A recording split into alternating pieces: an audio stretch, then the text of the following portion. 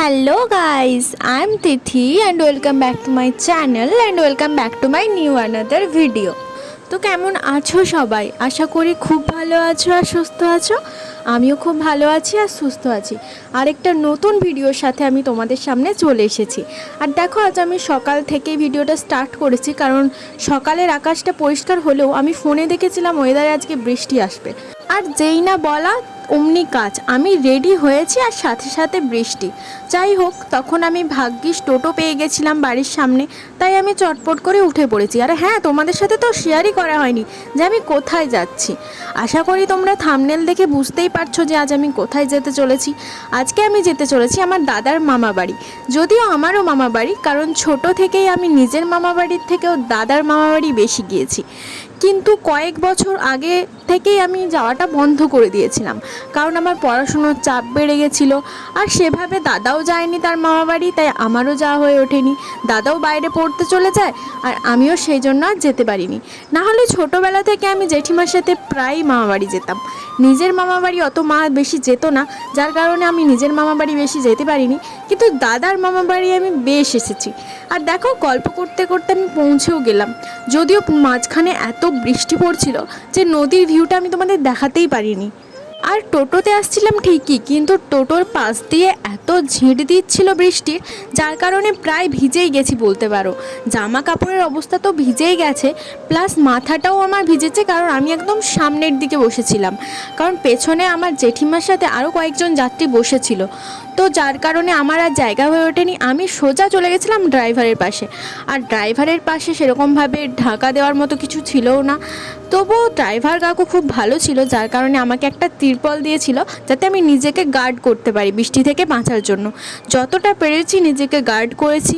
তারপরেও মাঝ রাস্তায় এসে ওই আর কি জলের ঝাপটাতে ভিজে গিয়েছিলাম। তো যাই হোক, অনেক দিন পর মামা বাড়ি আসছি, বর্ষার দিন একটু না ভিজলে হয়। আর যেখানে যাচ্ছি সেখানে খাতির পাওয়ার আগে একটু কষ্ট তো করতেই হবে, কারণ কিছু পেতে গেলে কিছু ছাড়তে হয়।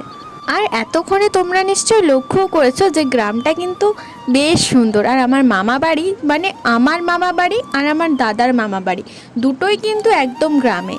কিন্তু আমার মামা বাড়ির গ্রামের পরিবেশটা যত না সুন্দর, দাদার মামা বাড়ির গ্রামের পরিবেশ কিন্তু বেশি সুন্দর, কারণ এই সাইডটাতে প্রচুর পরিমাণে চাষবাস হয়। তাই চাষের জমি, ক্ষেত এইসবের জন্যই পরিবেশটা এত সুন্দর। আর এত বছর ধরে গ্রামের বাইরে থাকার কারণে আমি তো গ্রামের পরিবেশটাকে খুব মিস করতাম। শহরের গাড়ি ঘোড়া এইসব দেখতে দেখতেই দিন কেটে যেত, যার কারণে ফ্রেশ আবহাওয়াগুলো ঠিক এনজয় করা হতো না।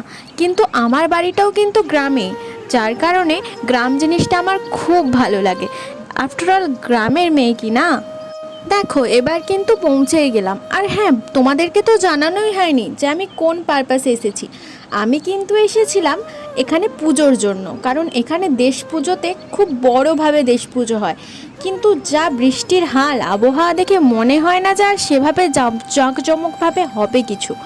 বাট দেখি, চলো। এখানে তো আমি ফুল রেডি হয়ে গেছি। ভেতরে জেঠিমা রেডি হচ্ছে, তার সাথে দাদু একটু আগে চলে গেছিলো। বাট আমি তো যাচ্ছি জেঠিমার সাথে। আর যেতে যেতে সত্যি কথা বলতে ভাবতে পারিনি যে এখানে এতটা কাদা হয়ে যাবে রাস্তাটা, কারণ মামা বাড়ি অবধি রাস্তাটা তো পুরো ঢালাই ছিল, কিন্তু এরপর যে রাস্তাটা স্টার্ট হবে সেটা পুরোটাই মাটির। আর এতে অবশ্য নাক কুঁচকানোর কিছুই নেই, কারণ আমি যেহেতু গ্রামের মেয়ে, তাই মাটির রাস্তায় চলাফেরা করার অভ্যেস আমার আছে। আর কজন এই ভিডিওটা গ্রাম থেকে দেখছো তারা কিন্তু অবশ্যই একটা কমেন্ট করে যেও। আর গ্রাম কাদের বেশি ভালো লাগে তারাও কিন্তু অবশ্যই কমেন্টে জানিও, কারণ গ্রাম তো আমার বেশ ভালো লাগে। কারণ শহরে যতদিন গ্রামে থাকতাম ততদিন তো মনে হতো যে শহরটা হয়তো সুন্দর, কিন্তু এই 4 বছরে আমার ধারণাটা একদমই বদলে গেছে। এখন তো মনে হয় যে না, গ্রামটাই বেশ ভালো ছিল। নিজের গ্রাম নিজেরই হয়, যতই হোক।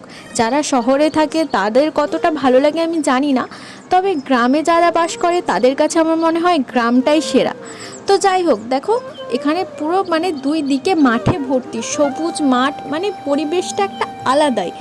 আর তার উপর বৃষ্টিটা এসে তো আমেজটা পুরো একদম, মানে যাকে বলে জমে ক্ষীর। তো যাই হোক, এখন বৃষ্টিটা স্টার্ট হয়নি, বাট মেঘের যা হাল তাতে তো মনে হচ্ছে খুব তাড়াতাড়ি বৃষ্টি নামতে শুরু করেছে। আর দেখো, তোমাদের সাথে গল্প করতে করতে কিন্তু আমি চলেও এসেছি প্রায়। ওই যে দেখো, দেখা যাচ্ছে মন্দির। দেখেছো, যা বলেছিলাম ঠিক তাই, সেরকম কোনো ভিড়ই হয়নি। কারণ আমি যতদূর শুনেছি যে এখানে কিন্তু বেশ ভিড় হয় আর খুব জাঁকজমকপূর্ণভাবেই পুজোটা করা হয়। আর অনেক মানুষের ভিড় হয়, অনেক দূর দূর থেকেও মানুষ আসে।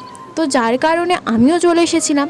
তো যাই হোক, সাজানো তো সব ভালোই হয়েছে, কিন্তু বৃষ্টির জন্যই সব কেতরে গিয়েছে। তো যাই হোক, আপাতত মানুষ আসা অনেকটাই শুরু করেছিল, কিন্তু সন্ধেবেলায় এসে দেখি প্রচণ্ডই ভিড়। আর যাই বলো, এখানে এসে কিন্তু আমার লাভটা বেশ ভালোই হয়েছে। মামা মামিমা ভাই বোন সবার সাথে বেশ মজা করেছি, বেশ আনন্দ করে কাটিয়েছি।